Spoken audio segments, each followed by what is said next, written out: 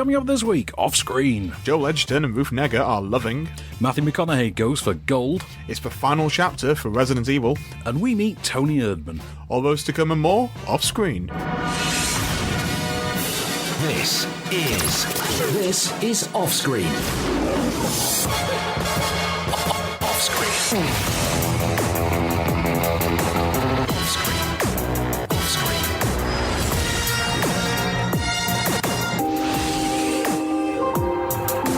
With the latest film news and reviews, this is Off Screen, the on-screen radio show.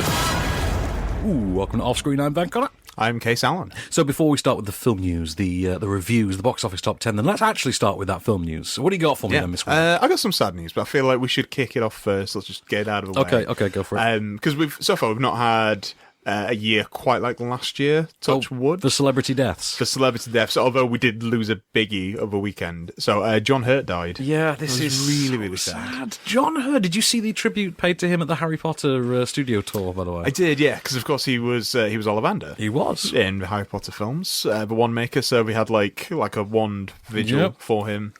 Which was very, very sweet. Yeah, really, really sad.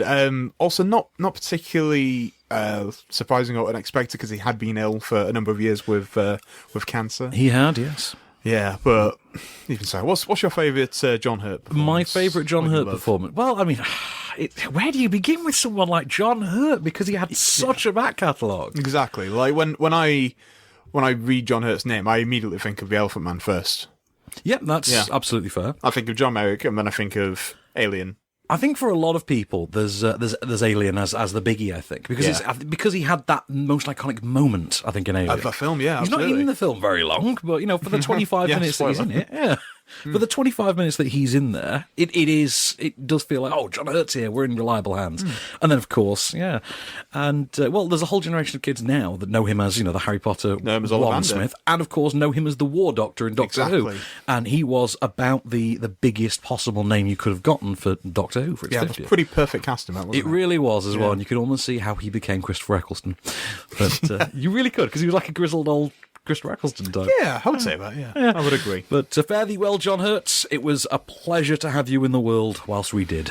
Yeah. But, So, tell me about Gold. So Gold is the new film by Stephen Gaghan.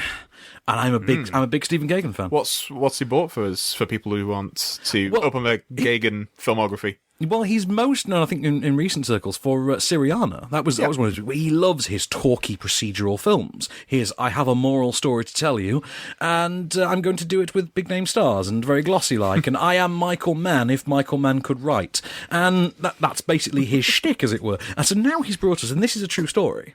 This is the story of Kenny Wells, who's played by Matthew McConaughey. I don't know if it's a fat suit or if he's actually put the weight on. He put the weight on. It's about 40 pounds, I'm told. I saw an interview where he said he was just binging on ribs and Ben and Jerry's ice cream. That sounds about right. And it is all like a pot belly as well. It's gone entirely down. It is a well constructed. It is fat belly. That's why I thought it might have been a fat suit, because it's so specifically pot belly. It's like he's got a personal trainer that said, no, eat these kind of fats. Exactly. Eat this flavour of ice cream. No moobs on Matthew McConaughey. Put it that way. Straight down. But so he's got the bald head on there as well, and you can at times tell. Kenny Wells in the 1980s is basically a mining prospector. He's the corporate side of mining of the mining corporation, and his job is purely to find new sites for potential mines around the world. His father died. His father, by the way, is Craig T. Nelson. Oh, no way. Yeah, always welcome cameo from Coach himself. That is good casting. It is good casting, because you can kind of see them as father and son. Craig T. Nelson, as his father, briefly appears at the beginning of the film. He then passes away, and we flash forward 7 years. Kenny has inherited the company, and it's kind of dying. It's on its last legs. So he spends his last possible dime journeying to Indonesia to meet this wild card geologist, played by Edgar Ramirez, Mikey Acosta. And Mikey Acosta has this obsession, this theory that there is an untapped gold mine in Indonesia.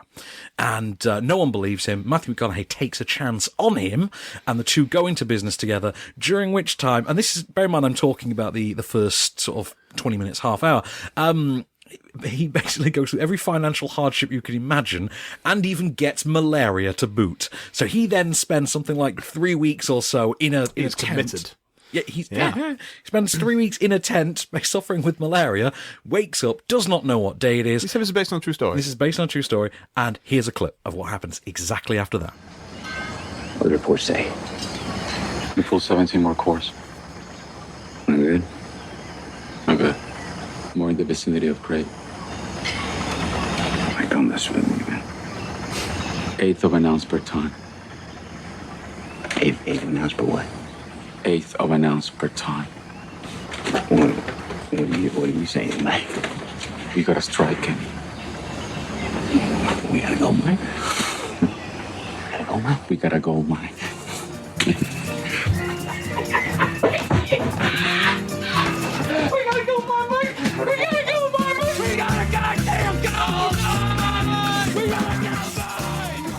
Okay, so just from listening to it, Yeah. it sounds very Wolf of Wall Street-y. It doesn't it? It has that, and it has all the potential to go down that kind of route. And you think, actually, Stephen Gaghan doing that sort of forensic, very analytical style of filmmaking that he does, if he wants to do something like The Wolf of Wall Street, I'm inclined to enjoy that. Here's the problem, he doesn't. And Spoiler. Yeah, spoiler alert, he does not. And what you get, it's still going down the same route as Wolf of Wall Street, where once he's got the gold and the film kicks into a higher gear, what you have is the nightmare version of the American dream, where everyone's out to get you, and having all the money in the world really can't solve your problems, etc. And there's all the added pressures that come with success. The big sinking stone at the centre of it all is Edgar Ramirez, who you look at in this film, you just think, you have no charisma. This is like the third time in a row for him. You remember when he was cast in the Point Break remake? I remember that, yeah. And he was meant to be enthralling. He was meant to be a captivating... Well, he was meant to be Bisways. He's meant to be Bodhi, yeah.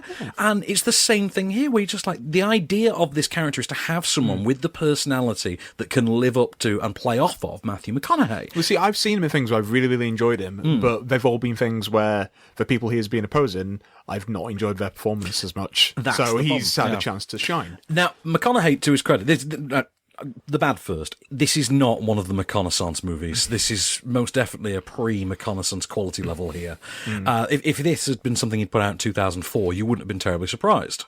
You would have thought, okay, he's up in his game a little, but not much. Yeah, he's not doing Girlfriends of... Ghosts of Girlfriend's Past. Ghosts of Girlfriend's Past, that was the one. Yeah, wow, that film, I'd forgotten about that. No. And was Michael Douglas in that as well? He was indeed. He was. Yeah, I remember that. He's sort of like the character that tells him what's going to happen. He's Jacob Marley, if you will. Yeah. But yeah, this is definitely a pre-McConaissance thing. He's doing a lot of overacting. There's a lot. It verges on Nicolas Cage in Army of One, only without the actual shouting. You remember that weird... weird performance? Yeah, of course, yeah. And the problem is, of course, you've got him overacting, and then the other end of the spectrum is Edgar Ramirez, who is sitting there basically just sucking up the air in the room, and is this charisma vacuum, in the same way that I briefly accused Diego Luna of being the same in Rogue One recently. And it doesn't quite work. And then in the middle of it all, Stephen Gaghan feels like he's taking a backseat and letting it all play out as silly as possible, and it just feels daft. And then in the middle of it all, there's actors that you otherwise respect. So, what's her name? Bryce Dallas Howard, for instance, turns up as a sort of trashy barmaid. Yeah. And she's really likeable and really lovable for the roughly 6 minutes of cumulative screen time that she has, all put together as the sort of faithful girlfriend/wife. It doesn't quite work. We needed Stephen Gaghan in, Syriana mode, and then doing Wolf of Wall Street. And what you get instead is same old thing. It's a bit watered down. It's really weak. Yeah. It strikes out, for lack of a better term. To use its own parlance against it, it does strike out. There's not really Wolf of Wall Street. It's like Otter of... It's Kitten of Wall Street. Kitten of Wall Street. Kitten of Wall Street. Yeah. And Kitten Possum of Wall Street. Yeah. Possums have got a violent streak, man. I think Sloth of Wall Street. I don't know animals. Sloths would just be really slow and just not be arsed. Just take my mind off of it then. Give me some film news. What have you got for me? I think some film news. Right, so your favourite, DC. Oh, yeah, my favourite studio, yes, clearly. Right, I have got quite a few pieces of news. They've done a lot DC in the last week, yeah. Yeah, I feel like they were sort of burying the lead a little bit. Yes, but ever so slightly. The lead is thus. Go on. So Ben Affleck will not be directing the Batman. He will not. And would you believe it took Twitter about 7 minutes to start this weird little Kevin Smith is going to direct the Batman campaign? To which he was like, I've not spoken to Ben Affleck for years, and I will be the last person I would want to make a film. Exactly. Which, although his TV DC work is not without merit. Absolutely, yeah. The Supergirl episode. The Supergirl episode recently. The He's done two two flashes, but I've really enjoyed. So I think he's found a good place there, a good home. Yeah, I think I think it's the thing he wants to do Legends of Tomorrow next. But yeah, he said either Legends or Arrow, but he's actually going back. He's going to do another episode of Supergirl. Nice. Yeah. And this is actually, just while I'm talking about Supergirl, this is not officially movie news, but Terry Hatcher is going to be in She's Supergirl. going to be in Supergirl. Which as is a villain, isn't she? Yes. I'm so on board because my Dean God. Cain's already in that Yes, show, he so is. both the original the 90s Lois and Clarks are in there. They really know what they're doing. They do. Unlike their cinematic counterparts. Unlike, right now. But yeah, there's been some names floated so far. I feel like the most likely is Gavin O'Connor. Possible, entirely possible. That's possible. I would like Matt Reeves. Yeah, that's apparently who they're really big on, isn't it? He's also on the list, on the short list as well. But he's just finishing up. He's just finishing up with Wolf of Planet of the Apes. So of course he is. Could be possible. Could be. We'll see. Because that's still got Joe Manganiello as Deathstroke attached. Still get him attached. Yeah. They've got Jeremy Gary Irons. Not Gary Oldman. Who is it that's playing Commissioner? Oh, J.K. Simmons. J.K. Simmons as Commissioner Gordon. Jacked all. Yeah, massive Yeah, Commissioner it's Gordon. huge. Yeah, and of course Jeremy Irons, who I think he admits at this point is just paying the mortgage. Oh yeah. Yeah, because he bought an old castle and has done it out in modern style. Did you not know this? That does not. Is it just Wayne Manor? No, but basically that's what Jeremy Irons has done. I was listening to him on the Nerdist show recently. He has bought a incredible. castle and has been doing it out one room at a time. And That's wow, amazing. But yeah, so let's plug the podcast real Jeremy's quick. Iron. Exactly. Iron wrought, that place is. Yeah, so let's Yes, plug the let's plug podcast then. Because the extended version of the podcast, we always have more film news, more reviews to fit in after the show that we can't get in the radio edit. So pop along to Acast, iTunes, Deezer, TuneIn. Just type in Offscreen and download the extended, free, full, extended, padded out version. Padded out, Rob? Padded out? Padded out. That's a poor choice Inflated. of words. Inflate stuffed. There you go. Well, I'll go with stuffed. Stuffed version. So the more stuffed version is on the podcast. With the latest film news and reviews. This is Offscreen, the on-screen radio show. And we're back. So, where to next? Should we start with the box office top 10 for the week? Let's do that. Number 10. Rogue One, a Star Wars story. Which is finally on its way on its out, way I out. think. And 7 weeks, good run. It crossed It a is. billion. Do you think it'll be around next week? Do you think it'll hang on an extra week? Or What have we got coming out? Well, to be fair, we're talking about these the films coming out right Yeah. now. So, I mean, I unless- don't know. I feel like there's a chance that it still will be. I don't think I don't Resident Evil think- might push it out? If Resident Evil does, it'll get to like 9. Well, I mean, I love Rogue One. I know you do as well. Oh, of course, It was such a great experience. It's a great experience to go back to as well and see a couple of times more. Yeah. It was a film that I didn't think was necessary when I saw it, and I was like, I'm so happy they made this. Exactly. What higher praise can you give it? Number 9. Jackie, which I quite liked. I mean, it is I've not seen it yet. It's a talky art house story of funeral planning, and Essentially, yeah. essentially with the weird How thing you is- plan a state presidential funeral. Yeah. exactly, yeah. And I feel That like was a working title for it. yeah, exactly. I feel like at this present political moment, it's the story we all need. But Yep. so you've got this performance at the centre of it. Natalie Portman as Jackie O. I mean, she's still Jackie Kennedy at that point, but who we're going to know as Jackie We know O. as Jackie O. And it's almost a madcap performance in a way. It is very. She really does embed herself within that particular parlance that the sort of cadence that Jackie had. That really sort of iconic voice. Absolutely. If anything else, she totally looks the part. Oh, she looks the part, she sounds the part, and she even manages to act the very, very weird part that it is, because she was an unusual person. She was, she was Diana before there was Diana, and she was the American version to boot. That's a good point, yeah. And she plays it perfectly. But anyway, this is the kind of film you wish the Diana movie had actually been. Instead of an utter trash fire. Exactly, instead of a garbage film for garbage people. Number 8. Speaking of, Triple X, Return of Xander Cage. Well, you know what? There's some explosions. And Have you been on their Instagram page? No, I have not. It's great. There's an advert on it, Yeah. and I don't even know really how to explain it. It kind of looks like there's 2 Instagram videos going on. Yeah. And you know the bit where there's like a wave and stuff? Yes, I do. Yeah. Donnie Yen's character crosses from like one video to another. Oh, okay. It's really weird how they've done it. I will have a look at Check that. it out. It looks better than I am describing it. Well, it looks funnily cool enough, and ridiculous. This is the thing, that scene with the wave, that kind of sums up everything wrong with Triple X Return of Xander Cage, which they forgot to put a word "the" in somewhere, but... yeah, it's just... that annoys Return me. of. I'm never going to be able to irks unsee me. It's that. like the apostrophe in Bridget Jones's Baby. Oh, that's the worst. That is the worst. But this thing, when you get to that stage, that sequence, the wave sequence, you'll have seen it in the trailers, and they're on motorbikes that then convert to jet skis, and then he rides it under a wave. And that's about the point that you sort of mentally check out of the film, because even in its worst moment, the sequel, Triple X 2 or State of the Union, whatever, had that even in its worst moment, which was the awful CGI bullet train chase sequence. Yes. Was still something that was sort of set in the real world. This kind of takes it to a level where we're now playing without the laws of physics. We're now playing without any kind of believability. We've given up even trying to have this take place in a real world, and we're just going for a subpar Fast and Furious knockoff. And ultimately, that's what it feels like. And it pains me to say that about a movie in which Donnie Yen gets to be cool and Ruby Rose gets to run around looking all sexy like with a big gun. I'm very happy for that as a film, provided you at least make it somewhat tonally believable. Number 7. Raise. I don't know what that is. I don't know either. I presume Bollywood film. Wasn't press shown. Didn't see it. Too bad. Number 6. Lion. Which I loved. Have you had the pleasure of this yet? I will see it at some point. Well, it's really, really good. It's one of those films that if you are inclined to, if you're a naturally cynical person, then you'll scoff at it. And That's me. Probably isn't for you, maybe. But Dev Patel is so good in it. Yeah. He is so good. And Nicole Kidman He's so good He's in it. just so likable. He is. Even in the worst of films. Yeah, exactly. Even in Last Airbender. He's still like, it's the guy from Skins. Exactly. And it's such a great performance. It's a heart-wrenching true story tale that they do allow to just unfold chronologically in its own time, more or less. And I really like that about it, rather than let's just keep relying on the flashback thing. There are flashbacks in there, but that's not how the story is told.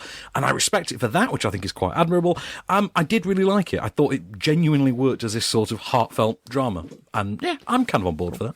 So, news me up, Mr. Om. Are you on board with Daddy's Home 2? I'm on the fence with Daddy's Home 2 because I don't know if there needs to be... I don't think there needs to be a Daddy's Home 2. I'm a little bit like you. I was surprised with how much I enjoyed the first Daddy's Home. I really loved it. Yeah, I really did not. I just didn't think I was going to like it. I didn't think I was going to laugh. And then the bit with Will Ferrell and the motorcycle was great. That is just violently... Isn't it? More violent than you think it's violent gut punch of a joke, that one. Absolutely. And then there's like a sting in the tail right at the end of a cameo. And there's Thomas Hayden Church running around being great. He's probably the best thing in it. He's fantastic. He's incredible. Yeah. He's great. But anyway... There is going to be a sequel. There is. We were getting that. We're getting Daddy's Home and Bad Moms 2 as well. We are, which we'll probably talk about in a bit. Yeah, okay. But Daddy's Home 2, they're currently in talks with John Lithgow and Mel Gibson. Oh, please tell me these are grandparents. So these would be the grandfathers. Oh my God. Okay, yeah. So it's got to be called Granddaddy's Home. Yeah, surely. that's brilliant. So I'm going to imagine then that John Lithgow is obviously Will Ferrell's father. Yeah. And you see, that's what I'm thinking. Yeah. But do you know what would be even better? If they'd flipped that over. So Will Ferrell's character like a proper tough macho dad. Yeah, that kind of works as a gag. I feel like I'd prefer to see that. You realise that's not happening. It's clearly going to be the obvious. Absolutely. Yeah. But, I'm clearly smarter than them. Yeah, well, Mr. Trick. But Mel Gibson as Mark that'd be cool. Dad. That's brilliant. That is good. That's fantastic. Great. I'm so glad that Mel's apparently back. That is going to be out mid-November, even though they've not fully signed the contract This yet. mid-November? Yeah. Oh, wow. Because apparently these things take like a weekend to make. Well, they usually do if they've got The Rock in them. But it's the only way we can fit them He all just in. does like a squat thrust and like a new franchise pops out. Exactly. That's totally what happens. So let's talk about Toni Erdmann then. Yes. So, Germany. So Germany. Right, so on paper, this is the most terrifying concept for a movie you've ever heard. And that's when you just read the words Germany and comedy. But yeah, 162-minute German comedy. Let's not forget. Oh, really? Yes. This is nearly 3 hours long. And I am not... 18 minutes shy of 3 hours. And believe me, you do feel it. You do feel, I wish this was an hour shorter, but I'm getting ahead of myself. So, right. This is the story of a put-upon woman who's... she's a father and daughter who are estranged from one another. She's gone into, corporate shill work. She doesn't particularly find her job that fulfilling. She's working out over in because either Bucharest or Budapest, because there was a joke about the confusion at one point. Into her life one day comes her father. Right. Her father decides to enter her life literally out of the blue, motivated by the death of his beloved dog. Right. So far, so German. So far, so German. This is textbook German absurdist comedy, if you can imagine it. He's not quite a regular guy. He likes to put in false teeth and wear a wig and play characters in the real world. So at one point, someone delivers an Amazon package to his house. He answers the door in his natural face, claims that it's for his brother, who has just gotten out of jail for sending people package bombs or letter bombs, and that he needs to come to the door. And he goes, puts on a wig, comes back, and answers the package. And it's that kind of character. So he enters his daughter's life. And of course, she's not that thrilled to see him because of his wacky exploits, as it were. And he winds up accidentally attending one of her work functions, where he unexpectedly befriends her boss. They then get invited along for drinks. And basically, he becomes her way into the social inner circle. But at the same time, his presence starts to... he becomes a fictional character as part of this ruse as well. So he invents Toni Erdmann. Yeah, right. Okay. His name is Winfred, and he becomes Toni Erdmann at this work function, and he's sort of caught in the lie and has to stay there.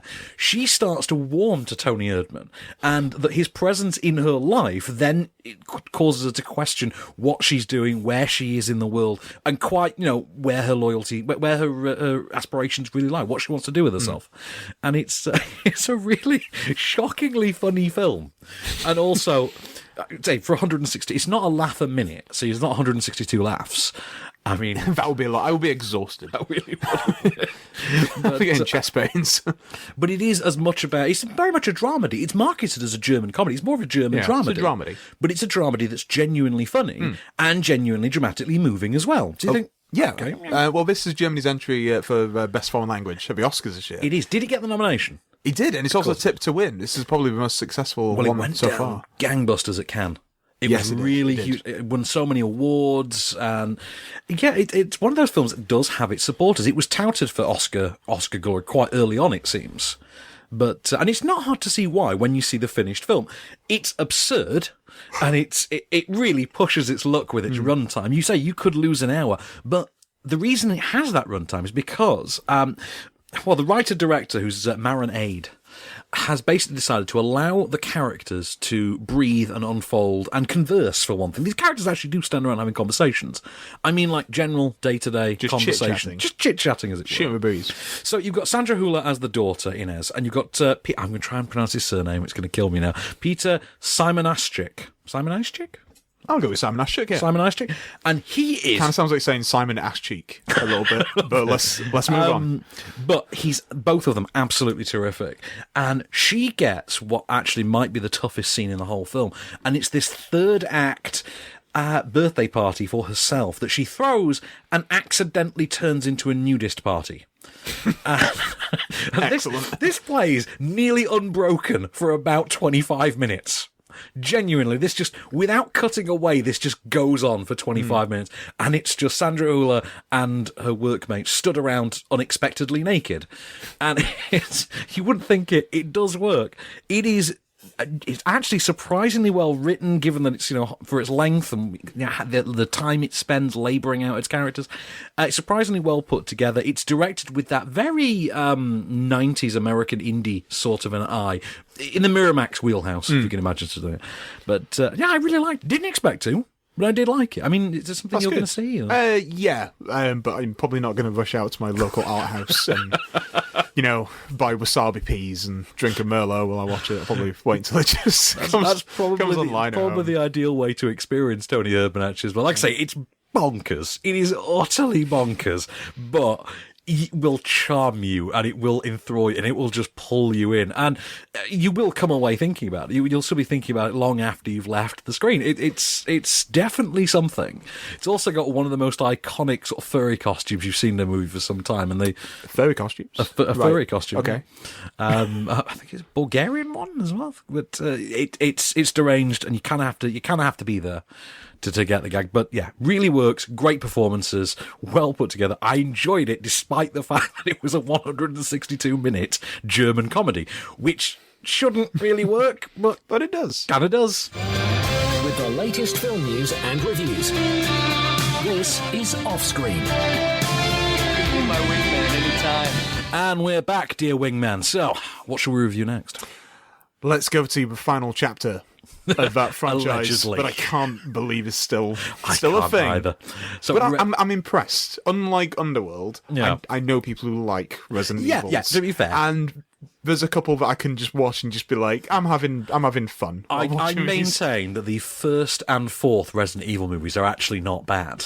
Yeah. And Yeah, because absolutely. the first one obviously is the progenitor, and then the fourth one is this sort of weirdly engaging standalone one that Yeah. largely takes place in a prison and has Wentworth Miller as part of its cast, because remember that, yep. that's a weird in-joke. Wentworth Miller wants to escape prison. Okay, fine. And they actually Meta. did make a prison break gag in it as well, which you think, okay, out of place, but it works. Strange. I'll I take saw it. him in an episode of Buffy the other day. Really old episode fish of one. Buffy. Yes, Yes, the it's fish, weird. the That's a swimming weird team episode. infected Yeah. by fish demon stuff.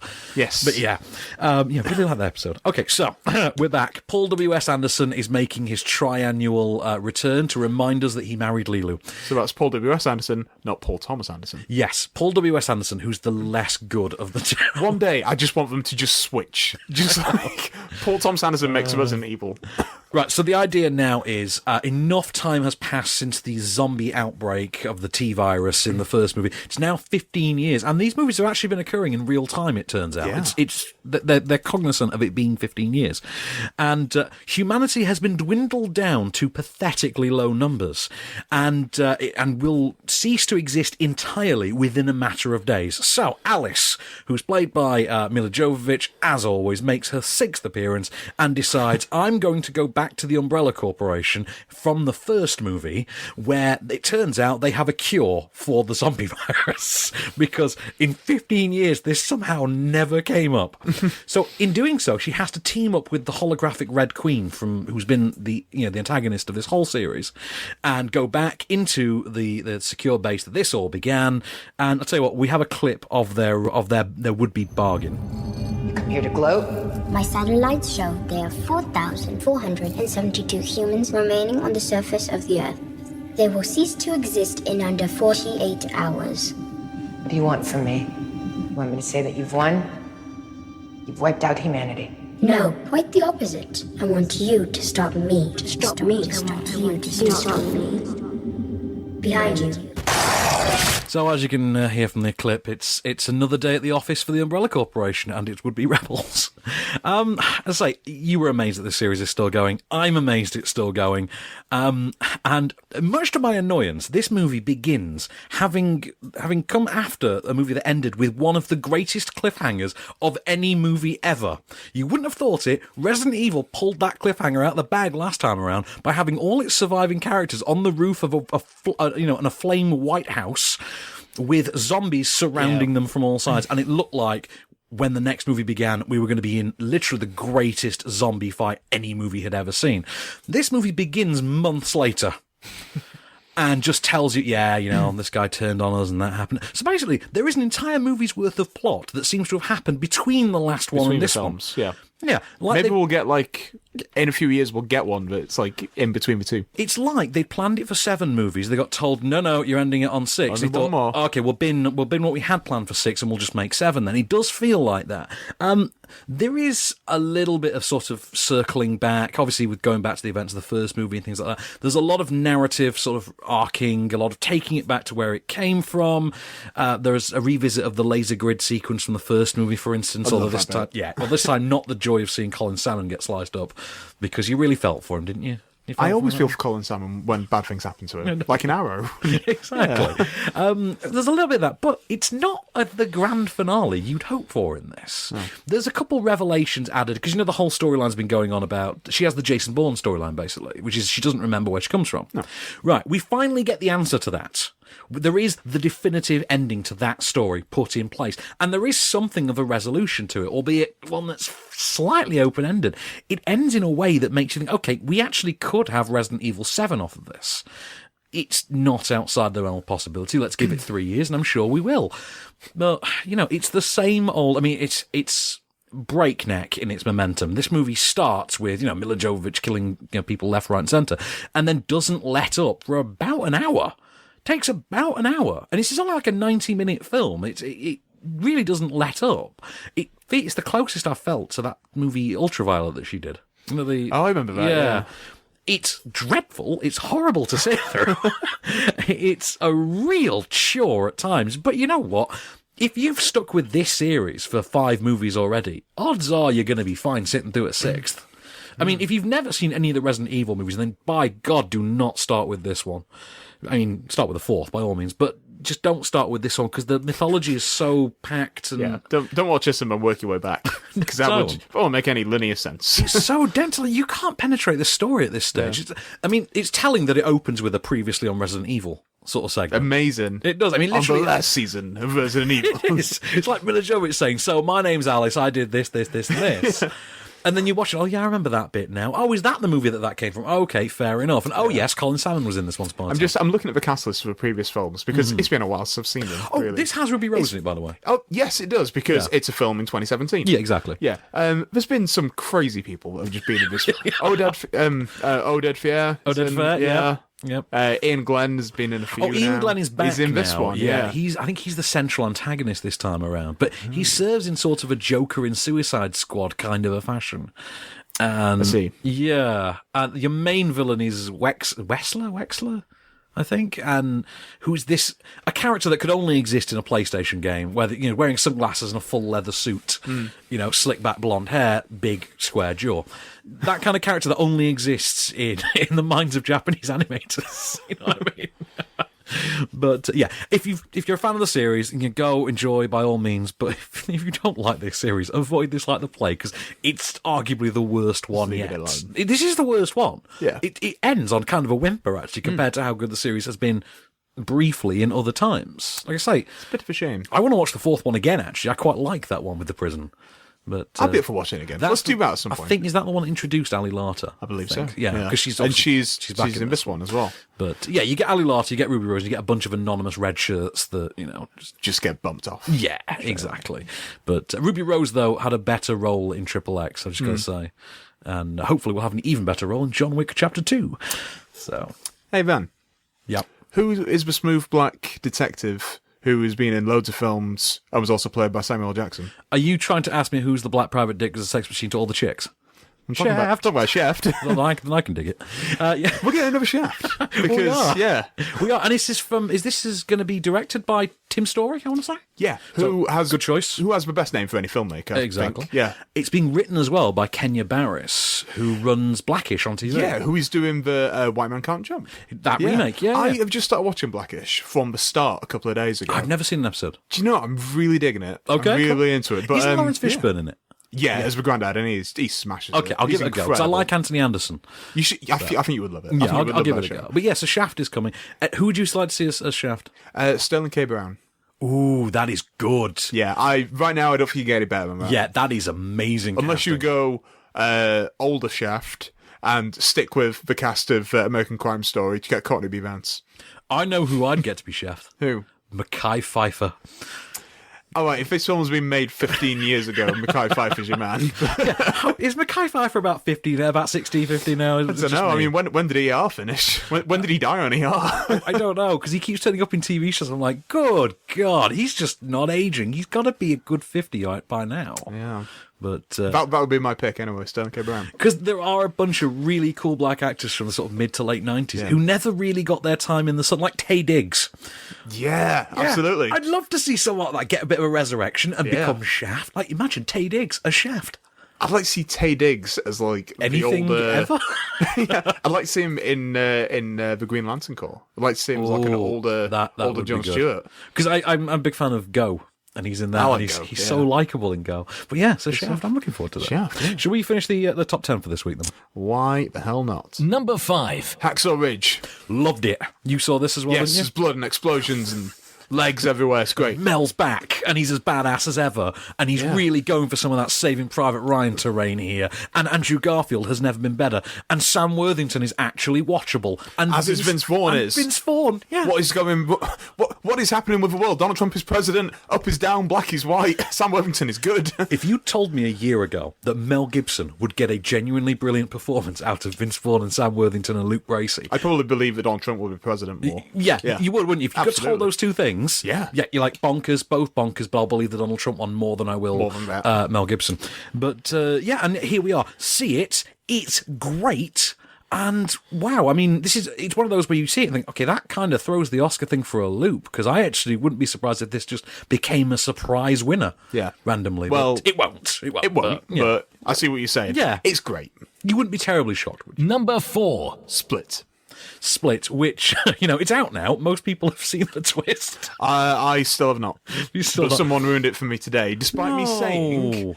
I've not seen it yet. Oh, I'm sorry, So man. don't say anything. Yeah, I'm and then the sorry. person was like, "Oh, then this happens," and I was like, "Well, I figured it out because I'm not a complete dunce. Friends of mine who have asked... I figured it out." Yeah, so. friends of mine who have asked genuinely, what is the twist? I go, okay, not a twist, but when I've told them, they're like, it actually made them want to see the film. Which you think, okay, that's something good, I suppose, that comes out of having it ruined. But and also, if you ask me, I'll tell you a spoiler, but I won't offer it freely. But it's got a great pair of performances in the lead. From Anya Taylor-Joy and James McAvoy. They're great. The film just isn't, though. Shyamalan's directing fine, but the film just doesn't have the weight behind the script. And you feel like there's a lot of terrain in its concept, in its, its multiple personality concept, the idea of manifesting physical conditions through different personalities. That is interesting, just the film really isn't. Number 3. La La Land. Which, does anyone dislike La La Land yet? Yeah. Not me. Really? I like it. You've I like met it a people great who deal. dislike it? I've met people. I have read comments of people. It's because it got nominated for 14 Oscars, and The backlash. there's always a backlash. There's always a backlash when it's one film that just completely dominates. And I think the difference being we've not had that for a good 4 or 5 years. Well, we've not had a film that's had a We staggering haven't, number. have we? No. Not since Return of the King, maybe? Yeah, Yeah, exactly. Return of the King's the last one I can remember. That was the last film that I can remember. Maybe Slumdog, because Slumdog won 8. Yeah, true, yeah. But like for the last few years, it's been like they'll split the Best Picture and Best Director. Like when Or, you had Gravity and 12 Years a Slave.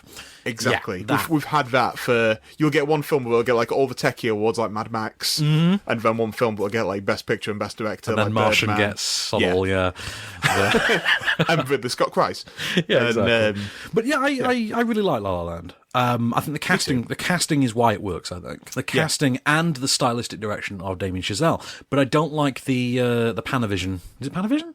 Yeah. Is it- I don't mind that as much. It's kind of in keeping with what they're going for. Did you hear that Miles Teller has almost fired his agent for losing him the film? Because he was offered this, but it was a dispute about pay. Oh, okay. So he turned it down because he wanted 6 and was only offered 4 million. Well, I mean, if I'm really honest, I think Miles Teller would be better off trying to sack his acting coach, but it'll do. Number 2.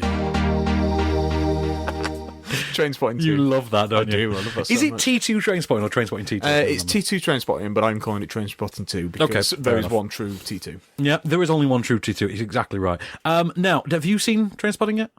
Not yet. I've been pretty busy this week. It's. Do you know what? It's a welcome return to familiar characters. It's nice to see them back, and this obviously was a lot of fun to make, and you can kind of see it on screen. And the enthusiasm is kind of infectious. The problem is that the film is a victim of its own success in one way. It wants to convey the ennui of middle age, the crisis that comes with being the 40-something guy, and the problem is that the film feels like that. It absolutely feels like what it's meant to, but. So you've got to give it kind of a win and a loss at the same time. If you like the first one and you want it's obvious and worthy sequel, then see this, but don't expect the sort of, the Britpop fever fun of the first one. And I know I'm describing Trainspotting as fun, and I have such a difficult time with this. I apologise. Just to point on people liking Trainspotting, that is a film that I've never met anyone that doesn't like it. Really? Yeah. Ah, okay, fair enough. But understandable. It is a classic, and it does remind you of better times, doesn't it? Number 1. Sing. Saying, well, I was going to have an Ed Sheeran button, I'll be honest. I thought that's why I took a pause. I took a beat for a second. Next time. Oh. This is made. I will quit. Okay, I will straight up walk. This has made a lot of money. To be fair, T2 Trainspotting's made loads. It has, but who'd have thought that? But Sing has a weekend of previews added onto its box office takings. Same why it's got 10 mil. Yeah, it's got 2 weekends, whereas Trainspotting has 1. So that's actually kind of a trick, and that's what you get with animated films. Very sneaky, Dr. Jones. Very sneaky. Yeah, really like Sing. I think it has a very simplistic concept that it manages to make work in spite of how narratively stripped down it really is. You've seen it 1,000 times, but you know what? It's that all-star cast. It's some likable characters, and it's some infectious pop songs. What can you say to that? With the latest film news and reviews, this is Offscreen, the on-screen radio show. And we're back and dancing. Our next review, by the way, which I will do some news before, but our next review, you've actually seen the film before me for a change, which... Yeah, that's true. Just a nice little random oddity there. This is what happens for Oscar season. It is, yeah. So you want to give me some film news real quick? I do. So this portion of the film news I'm going to call Cute Kids in Scary Films. Okay, what you got for me? So, Millie Bobby Brown. Oh, yeah. He's going to be in Godzilla 2. Should we explain that Millie Bobby Brown is 11 from Stranger Things? Because most people just know her as 11. I was going to get to that. Yeah. Like, no one, I think, actually knows her name. It's a bit of a mouthful of a name. Just know her as 11. Yeah. The girl that eats Eggos. Yeah, exactly. I guess nosebleeds when she's angry. She's the first person cast in Godzilla 2. I think that's what I find even more interesting, is the fact that she is the lead. Yeah. Like... I'm on board with that. Like, if that's cool. If that's what it needs, then great. Because the last movie, something didn't quite work with Godzilla, and it was the focus on the human characters. I just did not give. No, I just I know what you mean. Yeah, you didn't particularly care, especially once it was also marketed on Cranston. That's sort what I was saying. Yeah. Once they got rid of Cranston, you sort of checked out. Like 4 minutes in. Yeah. Like, why am I still watching this? You've got rid of the only reason I'm here. Oh yeah, and Godzilla. But you sold it to me on Bryan Cranston. Yeah, you sold me a Bryan Cranston movie with 2 of the Avengers in. That's it. Why am I still here when you get rid of the half of that? Yeah. But cool. My other bit of news. Go on. Jacob Tremblay is joined The Predator. Yes, you're a big fan of Jacob Tremblay because you were a big fan of Room, weren't you? I was a huge fan of Room, and also he's going to be in a film by Colin Trevorrow. Yes, it's called The Book of Henry. That's it. That looks really, really good. He's doing one that's based on a best-selling novel at the minute as well. Oh, the kid with the facial disfigurement. I forgot what it's called. But yeah, I forget the title. But yes, it looks like he's got a lot of cool stuff coming up. But that is particularly interesting. Let's hope he keeps his youthful, childish sort of screen appeal and doesn't go the way of Haley Joel.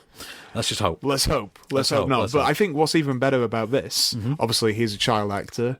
Shane Black always has funny kids. He does, doesn't he? Yeah. So this all but confirms that Predator's going to be a Christmas film. Oh man, I want to see a predator materialise in front of a tree. Oh man, I need that effect. And it's coming out in March, so that doesn't mean anything to Shane Black. No. Christmas is all year round. Christmas in your heart. He released Iron Man set at Christmas in April. Yeah. So, Right, let's talk about Loving then, which is actually a really clever title because it's not just tonally appropriate, it's not just narratively appropriate, it's the surname of its characters. So Richard and Mildred Loving, who are played here by Joel Edgerton and Ruth Negga. And Ruth Negga we mostly know from Preacher and Agents of S.H.I.E.L.D. Yeah, and also Misfits. Was she in Misfits? She was in Misfits. Is she English? She's not English, is she? She's Irish. She's Irish. Yeah. Oh, okay, it all makes sense. Oh, but she doesn't particularly sound it. She doesn't, no. Joel Edgerton, of course, you know from being that guy from That Thing in just about every major movie of the last 10 years. Although more importantly, he was the lead in Kinky Boots. So, I love Kinky whatever Boots. Lola wants, Lola gets. But I'm putting that on my dog's Bluetooth tracker, by the way. That's going to be her tracker noise. Fantastic. Chewy Tell Edgefor singing that. Anyway, you're just hoping she gets lost now. We have to use it. Right, so they were married in... they lived in Virginia. They got married in the late 50s? Around then, yeah. Around the late 50s. They got married. Although they were known as a couple in their area, and it was seen as perfectly fine to everyone else, into the mix comes a kind of aggressive sheriff, played by Martin Sokus, who I'm always happy to see, because no one does salivating villain quite like Martin Sokus lately. He turns up and decides, I disagree with this marriage, it's technically illegal, so, I'm going to have you tried and exiled from the state of Virginia. They, of course, are then forced to leave their home and their family behind. She, of course, is pregnant at the point that they leave and decides she wants to give birth at home with her family. They sneak her back in. They're caught again. And years later, the ACLU get in touch with the Lovings and offer to support their legal case against the state of Virginia, sending them a lawyer played weirdly by Nick Kroll of all people. And I'm convinced he's been sent Michael Shannon's script by mistake. Because Michael Shannon then cameos, and it's just like, what? Yeah. What? Michael Shannon cameos because it's a film by Jeff Nichols, and they're best friends. Yeah. And he is a very Jewish lawyer, so I feel that's why Nick Kroll fit the bill. Well, we have a clip of Michael Shannon's cameo. You go to the Virginia State Court next, right? Yes. You nervous?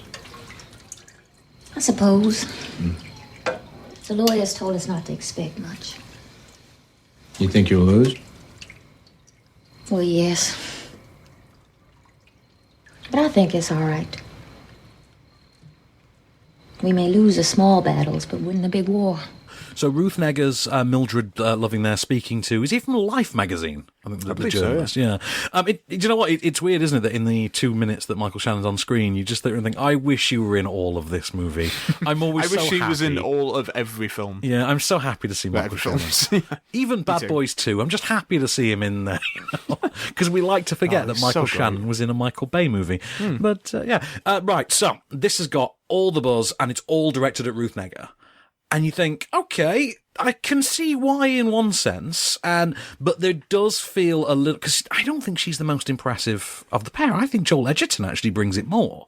Joel Edgerton's got a really fine balance behind this quietly angry man and someone who's just intimidated by the world. And I really, really love that performance. I never thought I would come up and go, wow, Joel Edgerton was amazing in that.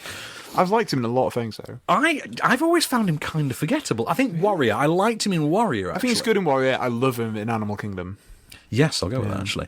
But yeah, Ruth Negga I like as well, but it feels like her performance is given a lot more opportunity to be a lot more showy. Okay, yeah. She gets more of a showcase. She gets more of the show. She actually gets the obvious Oscar moments. Edgerton doesn't, and Edgerton still kills it. They are both great, though. The problem, I think, with the story is, again, it's a victim of its own success. So what Jeff Nichols has kind of done here is he's kept the focus on this more domestic story, on the story of the married couple, and kind of chosen to ignore the wider political context of what's going on. So you don't see any of the civil rights movement, for instance. It's not something you see in this, and it keeps it squarely on the couple. I mean, and you think, yes, okay, brave decision, mostly pays off, but there are times you think, could we just have like a newsreel clip or something? But I did find it moving. I did find it passionate, and it was heartfelt. Yeah, I mean, I found that. Did you enjoy it?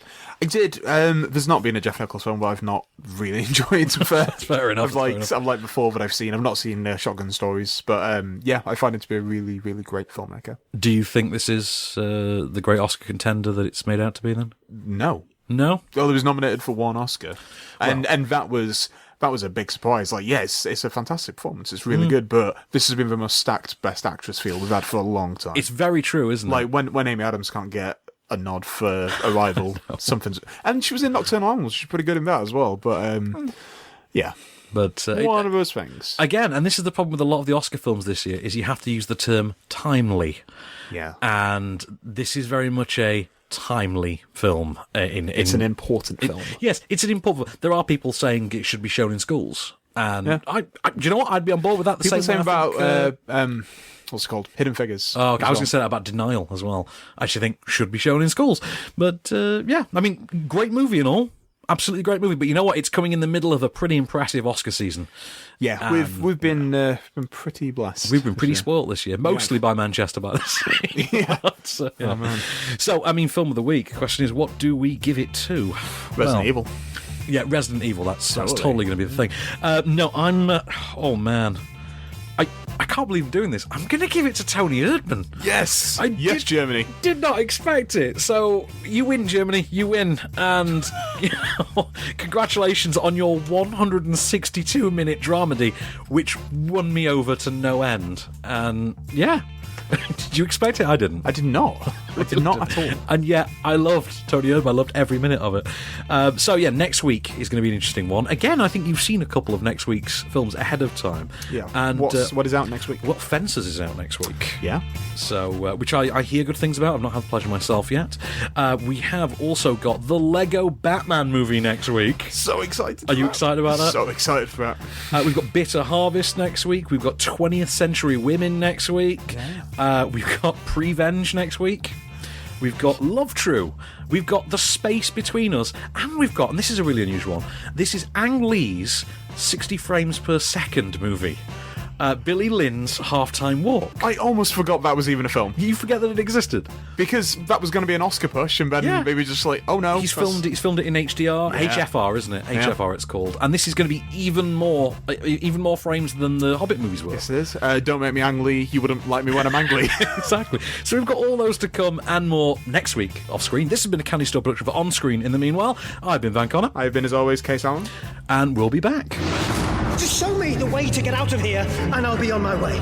You've been listening to Offscreen. For more news and reviews, visit onscreenfilm.com.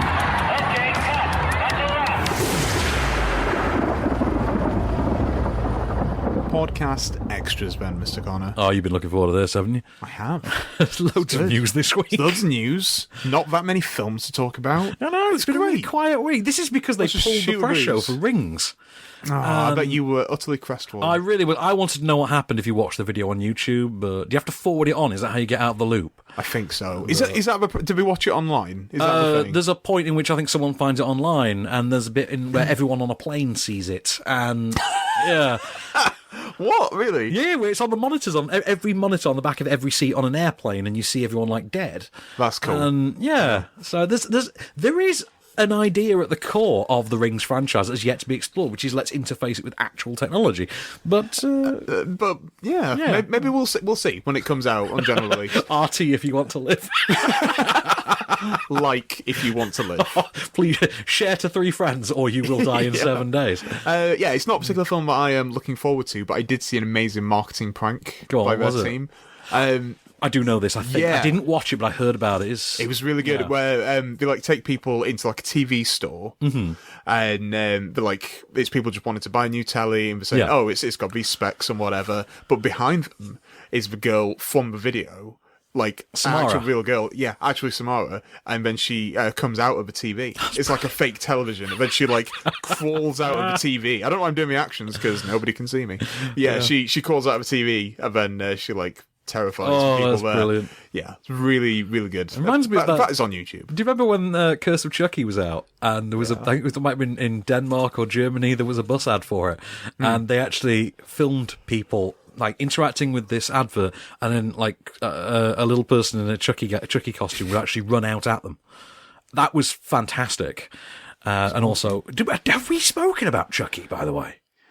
There is new Chucky coming. There is new, and it's huge. It's a huge deal for me. I forgot what's it called when you. It's the Cult of Chucky. Cult of Chucky. And it's weird because what they've done is really clever. They've actually, because I don't know if you know, they've got 3 storylines going on. That they're kind of all left hanging, these 3 storylines, and they're now doing the 7th one. That's gonna 7th. Hang on. So Bride's 4, Seed's 5, Curse's Chick. Yeah. Curse is 6. Sorry, Curse is 2. They're now doing the 7th one, which is going to combine all the storylines. Merge.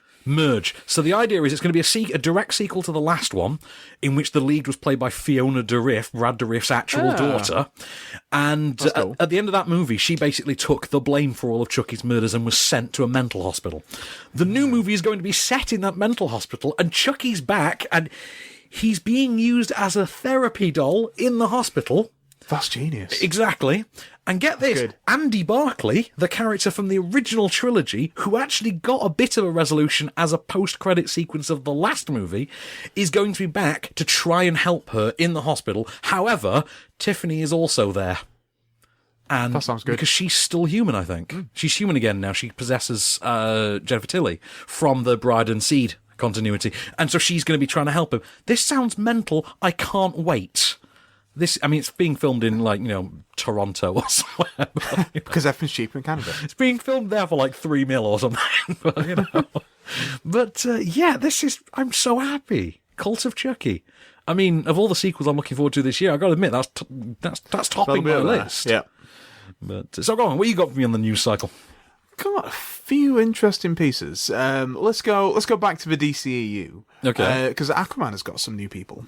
It has, yeah. Yeah. So Nicole Kidman has been cast in it, and she was rumoured to be joining the Wonder Woman That was it. She was rumoured to be in Wonder Woman, and I think it went to Robin Wright, didn't it? It did, and I think... Or Connie Nielsen, one of those two took it over for her. One of the two, but I think it was just like a schedule class, because evidently she still wants to be within that world. She's going to be Aquaman's mum instead. Fair enough. Yeah. Well, Atlana is her name. Well, fair enough. They had Rene Russo as Thor's mum, so this is kind of comparable, I think. Absolutely. Kind of works. It's kind of reached that age. Jason Momoa's Ma. And also, we're going to have a Black Manta. Yeah, we are. Which I'm pretty excited about that. Which is, they've actually gotten a black guy to play Black Manta.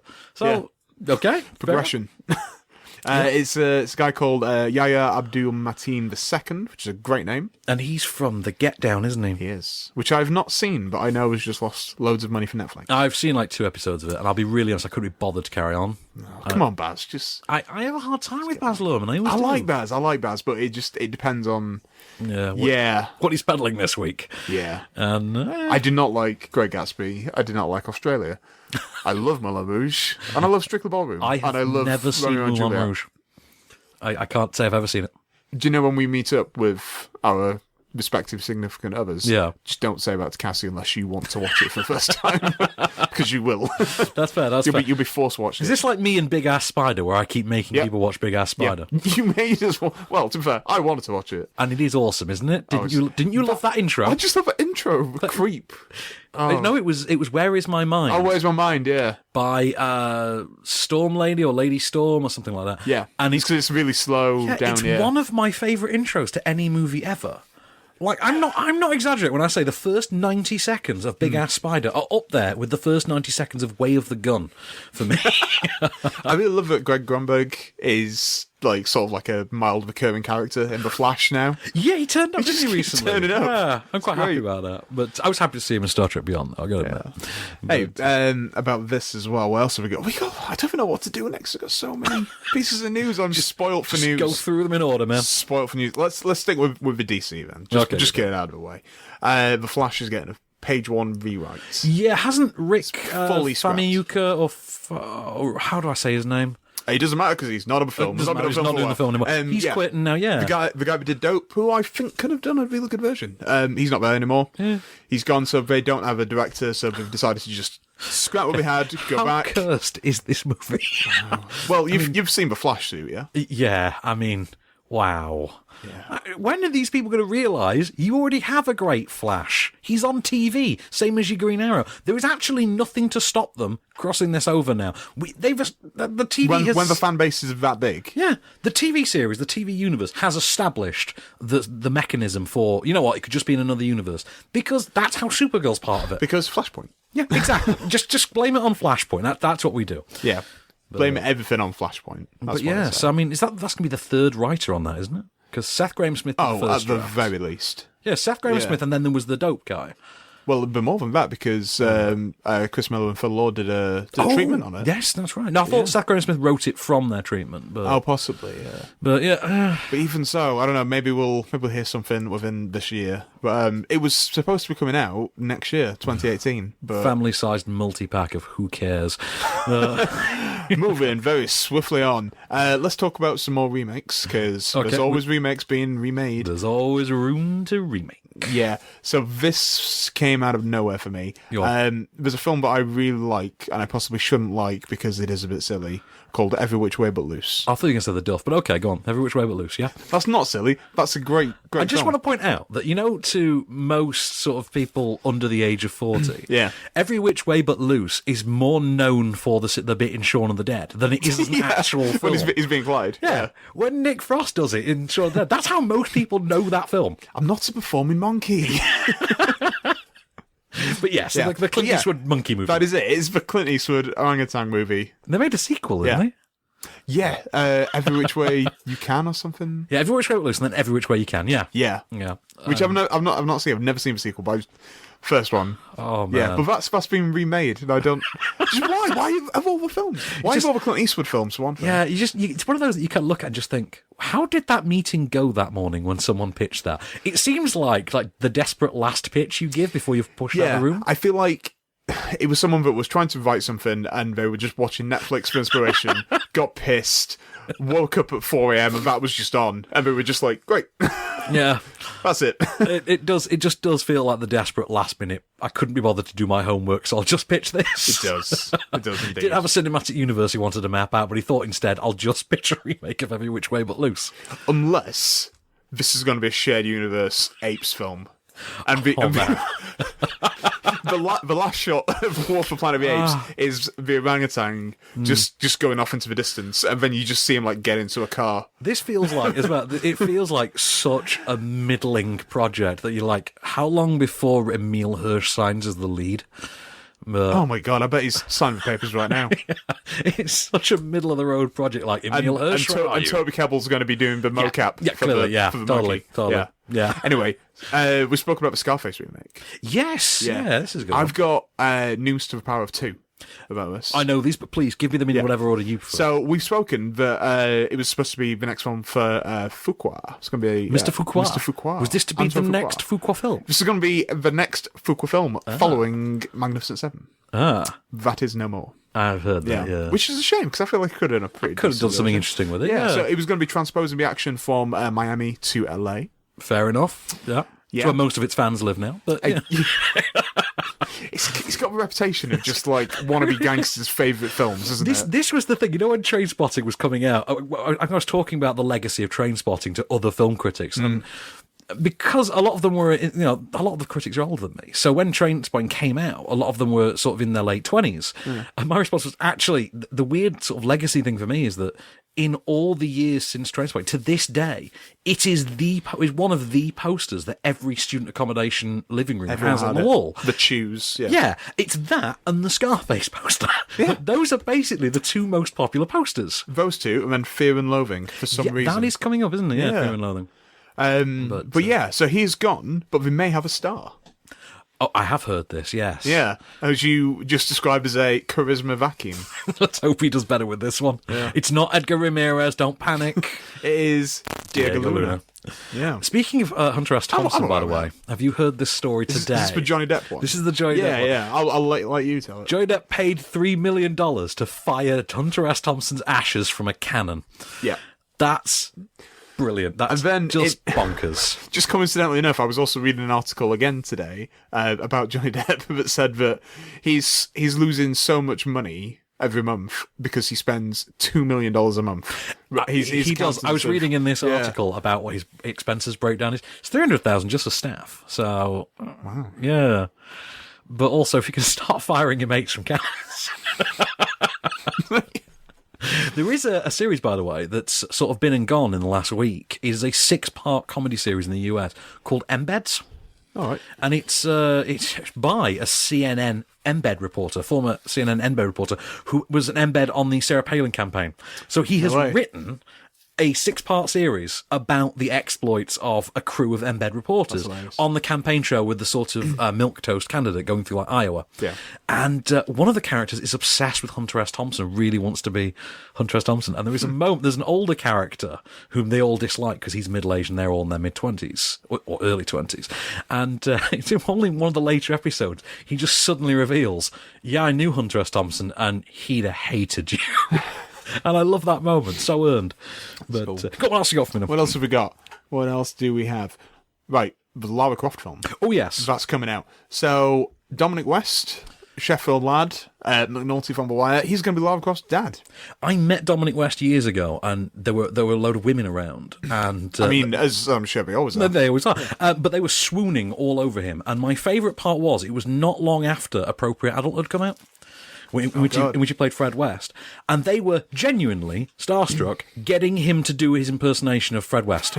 It's the most surreal. Amazing. And these women were basically fainting at this impersonation. I'm like, this is the weirdest, most surreal thing ever. You are impersonating one of the worst killers in British history. Yeah. And women are lapping it up. It's Dominic West, handsome man. So yeah, Dominic West. So tell me more about the movie. We've got the movie comes out next year. I forget the exact. I think it's May. Is it next May? year? It's going to be a summer thing. It's going to be an early summer flick. Absolutely. What's her name? Alicia Vikander. Yeah. I forgot. She's going to be Lara Croft herself. Don't we have a good villain? We've got a great villain. Yeah, Walton Goggins. Who just makes such a good villain, such a great bad guy. Does. And remind me, who's directing this one? The director of this film is Raw Ufog. And that is what you must hear every time you say the name Raw Uthog. But yeah. Raw Uthog, who of course brought us, it was The Wave, wasn't it? Yeah. Which I was a huge fan of. I really liked The Wave. Yeah, me too. And it's on Amazon Prime now, which I'm very happy about because it means I can recommend it to more people. I can't wait until this film comes out and we can just say his name every week. Do you want to do it once more? Do what? Say Raw Ufog. That's never going to get old. Never. But I'm kind of happy about that, actually. Dominic West as the dad. Also because it's pitching it younger than it did last time around. Last time around we got John Voight, was Angelina Jolie's on-screen father as well as a real-life father. And now we've got... I mean, there's only 14 years between them in reality. But I think they'll age him up. Or, as you said earlier, it might be in flashbacks. Yeah, it entirely could be. So... we shall see. The Han Solo film has started shooting. It has officially... It is in production. Yeah, that's what I was going to say. So the working title is currently Red Cup. Love it. Which is amazing. Isn't it like a solo cup. Star Wars story, Red Cup. Red Cup, right now. That's fantastic. Which obviously, that's not the official title, that's the working clever title, though, isn't Very it? clever. You wouldn't expect anything else from those two guys. But I think we now have confirmation as well that Woody Harrelson is going to be playing a character that fans of the extended universe will already know. Yeah, I've forgotten his name. Is it Strike? Something like that? Something like that. But he is the mentor figure to Han Solo. Yeah. Which I can't wait for. Please make it like Zombieland. Please. That I would love to see. I'm going to go off and save the universe. That'll do, pig. Love that. Love it. It's awesome. Yeah. So I still haven't seen Live by Night, and chances are I never will. Really? You're not missing an awful lot, if we're honest. I'm not. Warner Bros. Are missing a lot. It does seem so. $75 million worth. Oh, wow. They have said they're going to take a $75 million bath on it, but home entertainment sales, TV licenses, is going to soften the blow a little. Yeah, but I mean, obviously these kind of films were always somewhat of a risk unless they're like guaranteed Oscar bait, and you kind of thought this was gonna be an Oscar-y film, an awards. We had this conversation, Chris Honeysett and I, the other day, and he just expressed disbelief that. I mean, this is generally what he said. He said, "How did anyone think it was going to make money? It's not like Public Enemy set the box office alight. This works for no one." Well, I can't disagree, to be honest. Gangster films have been popular, of course, just within like the last 10 years. I mean, obviously, but it's not Ryan Gosling and Emma Stone couldn't successfully sell a gangster movie because that was a flaming pile of exactly. We've got to go with that. Like when it's a good one, when it's The Departed, that's fair enough. Is that a gangster film? Are we calling that a gangster film? Of course, we're calling that a gangster film. Okay, it's about the Boston Mafia. If that's not a gangster film, what is? Okay, I'll go with that. But the rat stands for irony. There you go, Marty. There's your Oscar. But no, I think the reason why everyone thought this was going to be such a huge success was because it was Ben Affleck. Yeah. It was the fourth film he made. It was free for free at that point. Yeah. Warner's had such faith in him. Was coming off Batman. It's disappointing, isn't it? It really is. I really wanted it to work out for old Ben, but no. This is I have some news about some new original projects. Okay, go on. I'm always a fan of originals. Go on. Well, originals / based on true stories, but I love this news. And I can't believe I love it so much because it contains the words Michael and Bay. Oh, wow. Okay, that's never a good thing when you say those words. It's never, but he is producing a film called Little America. Oh, yes, I did hear about this. It just sounds amazing. This sounds bonkers, incredible. Yeah, so it's set in a post-apocalyptic America with a certain president, or it's a Trump style, Trump-like president at the helm. and China have got involved sort of like financially because They basically own America. Yeah, because America is completely bankrupt, and it's sort of been based like an escape from New York. That's exactly what I heard, yeah. So there's a guy that's been sent in to go rescue a girl from this complete desolate America. It sounds great. When's Gerard Butler starting this? Exactly. That's what I need to know. He's going to finish up a weird space weather film. Yeah, the space weather. What is it called? Geostorm? Geostorm. That's the one where he's a satellite engineer who has to fix the weather system and save the president from assassination because that was just two scripts. There. Do you know what happened? Somebody was walking down an alleyway with two scripts, dropped them both, and then picked them up. It's the Family Guy chocolate and peanut butter. That's what it is. That's exactly absolutely. What it is. What other originals have we got then? Go on. Okay, so Noomi Rapace and Ethan Hawke are going to be in a film called Stockholm Syndrome. Oh, no, the film's called Stockholm. But it's about Stockholm Syndrome. I thought it was just going to go on Stockholm. Yeah, the film is just Stockholm. It's just called Stockholm. But so I figure, there's going to be a box set with that and Munich and the third. What else we got? Australia. Just think of another country. Paris, Texas. That could totally work. But this sounds like a really interesting story. This is the story of how that came about, isn't it? Yeah. About how that condition became popularised. Yeah. So some hostages of who were robbing a bank. It was a Stockholm bank. A Stockholm bank. Yeah. Of hostages of the robbers of a bank. They sort of like developed like an affinity for bank They robbers. They bonded with them, and then they turned on the people who were trying to rescue them from the kidnappers. Can we be really honest for a second? Sounds great. I know that that's obviously how the term got popularised, but let's be really, really honest for a second. Most people who know about Stockholm Syndrome learnt about it from Die Hard. Yeah, that's how most of us know because of that moment in Die Hard. Have you got any more? I've got a couple of bits. What? Michelle Williams has joined a film called Mid-90s. Yeah, this is... Sounds cool. This is the debut, isn't it? The debut of Jonah Hill. Directing debut. That's absolutely fair play. It sounds cool. It sounds like a coming-of-age story in like the mid-90s. She's playing the lead character's mum. Fair enough. And I think it's going to be sort of an 8 Mile type performance for her, isn't it? Yeah. Because she's sort of an abandoned mum, as it were. Yes. Who sort of has an over-dependent relationship with the son, who's the main character, who goes on a coming-of-age journey through skateboarding. Yeah. Okay. Very Lords of Dogtown. Sounds a bit, doesn't it? Yeah, a little bit. What else have we got? Just a thought. Is the implication that Jonah Hill was a teenage skateboarder? Because I need to see those pictures. Possibly. I really need to see those. Are you saying that because he is a larger, huskier gentleman? No, I can relate to Jonah Hill because of his constant weight fluctuations. Yeah. So, yeah, because he dropped loads. He did. Dropped loads and then put it back on for War Dogs. Which no one can explain. No, definitely not. The guy did not look like that. No. But I don't know. Maybe he's just going method. Have you got the Michael Pena one on there? Arby's? No, because that just happened whilst I was in the car. Can so I? You can tell me about this. So it's a film called. Is it Extinction? It's Extinction. I'm going to really excite you. I'm going to make you want to burst from that seat in sheer ecstasy. Michael Pena has been cast as the lead in a movie in which humanity has been sort of taken over after an alien invasion, and a man is haunted by recurring dreams of his family's deaths. And in order to avert them, he winds up becoming a force for rebellion on planet Earth. And this is from the writer of Arrival. Yes. Yeah. Amazing. I thought that, yeah. From the writer of Arrival comes this. How awesome is that? Mikey Pence, man. All on board for that. Yeah, I'm totally on board for that. Please give Michael Pena more lead roles like this. Yeah, because the leads he's had that I've seen have not been... Have you watched War on Everyone yet? No, I've not. Worth checking out. He's got something interesting to do in that, actually. I'll give him that. Yeah. What else have we got? Did you hear what James Cameron said about the Alien franchise? Oh, yes. I've heard about this and Terminator. Yeah, I'm going to get to that. So first of all, James Cameron said that what is the point with carrying on with the Alien franchise? He doesn't see that it's relevant. Doesn't think it's been relevant. Should have stopped after 2, I think. Should have stopped after 2. Yeah. After one I did. He literally just like, said, what's the point? I'm sure he literally said at one point that only his and Ridley's were any good. Yeah, that's what he said. Yeah. Wow. Yeah. And do you know what? I will always go back and I will watch that third one, and I like it. I do as well. I love the final 10 minutes, but the problem with those final 10 minutes is it does feel like it's coming after a missing 40 minutes. It does. But it feels like there's 40 minutes missing from that film.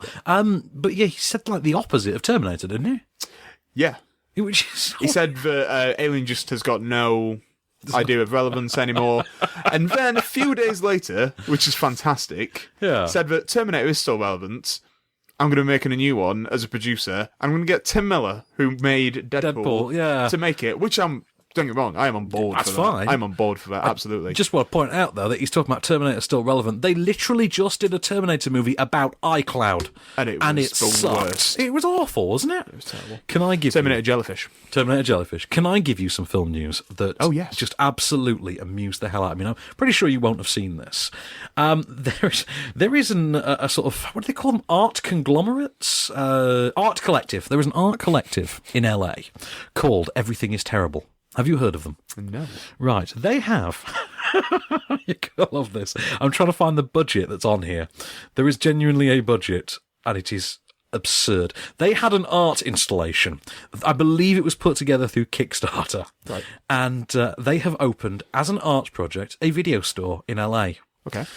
The video store only stocks one film, but it stocks 14,000 copies of one film. And what is that film? I'm going to show you a picture. Just to prove that this is real. What? They only stock copies of Jerry Maguire. Of all the films. It's true. They have 14, and only on VHS as well. They only have one film on VHS. It's Jerry Maguire. It gets better. If you go into the store, they play clips of it. They have posters up.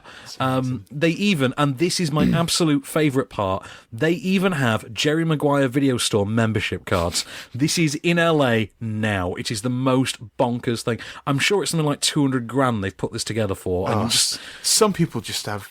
Yeah, why? This is for $5 donations, and they've put together for something like 200 grand. And you just think, wow, that is bonkers.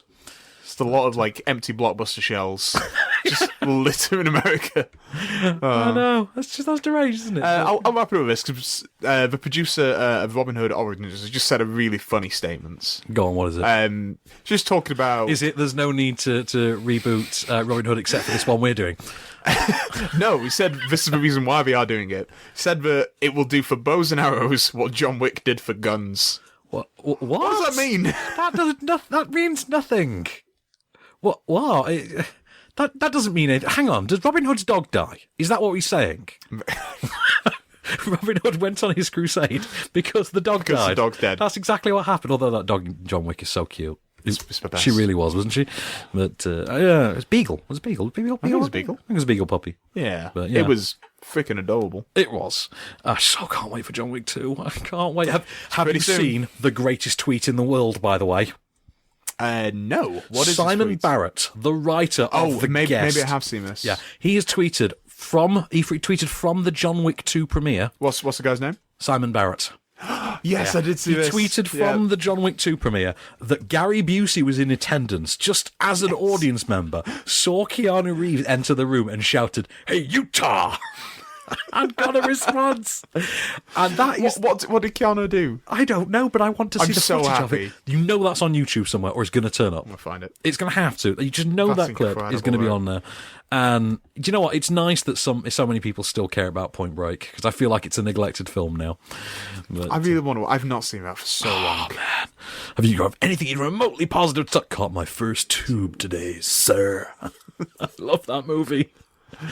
Easy, War Child. Easy. I am all out. Are you all out? I'm all out. Oh man, I'm all done. I can't remember what else is happening today. Oh, actually, I didn't talk about this. Denis Villeneuve. Oh, yeah. He's going to be directing Dune. Yeah, this has been kicking around for a few weeks. It was a rumour. It's officially confirmed. Yeah. Do you know what? If anyone can make that work, you think it's Denis. Fair play. Denis could actually make that work. I think I'm intrigued to let him try. The only thing that would make me like not want this to happen would be that we don't see him doing a Batman film, because he is also on my shortlist, which is crazy. True. But when you think about it, he'd be amazing. It's very true. I've got a couple. Actually, yeah. If he did, because he could basically cement himself as the new Nolan. Yeah. With a Batman Absolutely. movie. Yeah. Although, he'd be stuck with a far worse, state of play to begin with. Maybe you don't do that one. Maybe you give him someone else. Maybe you give him Maybe give him Cyborg or something. Yeah, something like that'd be intriguing. I've got news of a Leonardo DiCaprio project. Oh, yeah, but yeah. The Black Hand, which is based on a real story of a real NYPD officer who took on an Italian gang who were laying siege to New York and would eventually become the Mafia. They were basically the progenitors of what we now know as the Mafia. It's called The Black Hand, and Leo's going to be producing and starring in it. So this is his first film post-Oscar? Because he's had a year. He's had a year just living on a yacht with supermodels.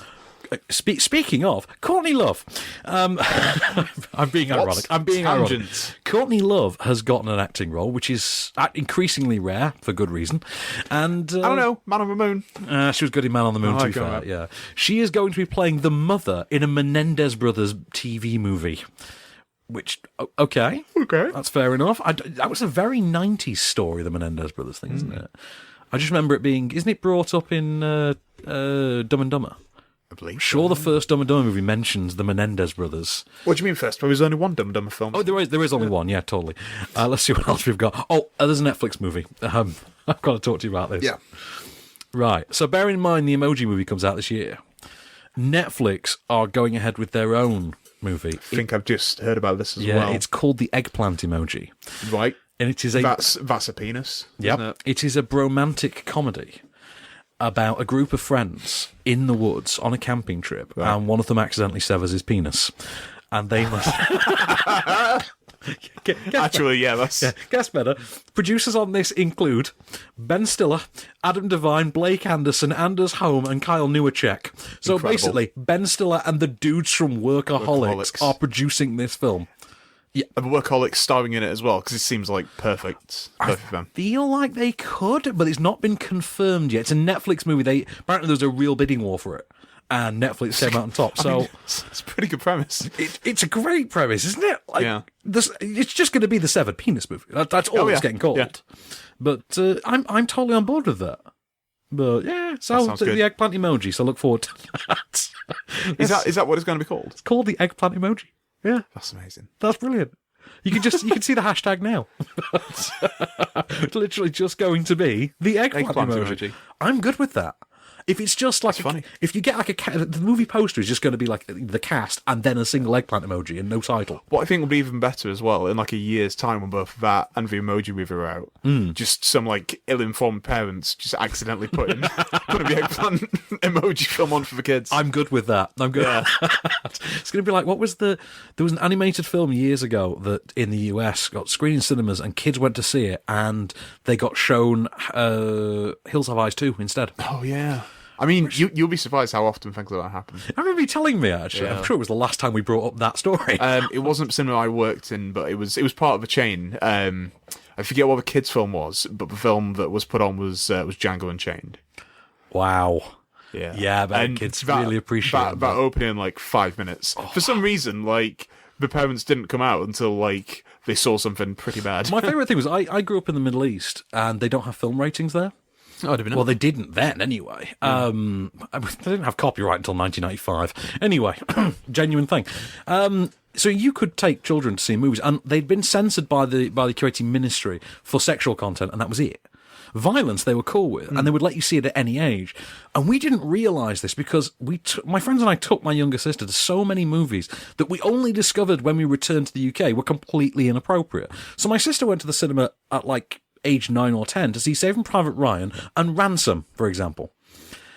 And it's a crazy mix. Yeah, these are the kind of things she was allowed to see. And General's Daughter was another one. Yeah. And it's not until you came back in the UK and you saw like the video box with the actual BBFC logo and you're like, holy crap, that was an 18. Didn't know. Because Ransom was an 18, wasn't it? Yeah. Yeah. And Saving Private Ryan was a 15, I want to say. Really? I'm not sure if that one got reclassified later on, but as far as I know, Saving Private Ryan was a 15 for the opening alone. Surely, for the opening alone, that should be an 18. Let's find out because I don't think it's an 18, but I know it's higher than a 12. I think so. Hang on. Oh, it would absolutely be higher. Saving Private Ryan is a 15. 15. And it's a 15, but you can kind of. That's some heavy stuff in the first 15 minutes. But remember that Clerks is an 18 purely for language. So it really says something. And also look at films now and tell me that anything be an 18 for language. Yeah, if Clerks came out now, that would be a 12A. Be a 12A if it came out now. Oh no, sorry, it would probably still be an 18 because it's released by an indie distributor. So yeah. So they'd push for that. We know how the MPAA really work. 37. Yeah, exactly. No time for love, Dr. Jones. But yeah, on which note, speaking from one bonkers 90s thing to another, here it is. Your moment of cage. I remember asking him, can you give me some advice if I want to write a script? And he said, well, what is it that you're worried about? And I said, well, I want to make sure it has a beginning and a middle and an end. And he said, well, just if you start writing and stop writing, it's going to have a beginning and a middle and an end. So, you know what? You're right. Okay.